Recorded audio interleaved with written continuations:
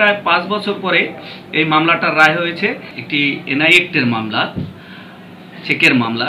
সেই মামলায় পটুয়াখালী বিজ্ঞ যুগ্ম জেলা জজ তৃতীয় আদালত সে রায় প্রদান করেছে। এটিএম মোকাম্মেল হোসেন, আমার যে ক্লায়েন্ট, এই মামলার বাদী, সে বিগত 17/2/2020 তারিখে এই আসামির বিরুদ্ধে, আসামি হচ্ছে AKM ফরিদ, এর বিরুদ্ধে একটা মামলা আনয়ন করছে বিজ্ঞ আদালতে। এই আসামির সাথে বাদীর সাথে সুসম্পর্ক থাকায় বাদীর কাছ থেকে এই আসামি বিভিন্ন সময় টাকা নিয়েছে এবং 1,80,00,000 টাকা নিয়েছে।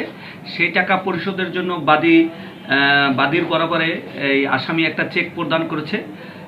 সেই চেকটা যখন আসামির অ্যাকাউন্টে জমা দিয়েছে, বাদী গিয়ে দেখে যে টাকা নাই। এরপর ডিজাইনার হয়েছে পর আমি একটা বাদীর পক্ষে আসামির বিরুদ্ধে একটা লিগ্যাল নোটিশ প্রদান করি।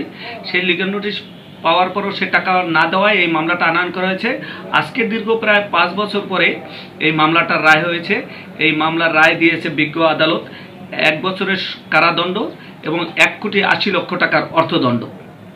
আমরা এই রায়ে খুশি হয়েছি, বাদীও খুশি হয়েছে এবং পাশাপাশি ন্যায় বিচার প্রতিষ্ঠিত হয়েছে।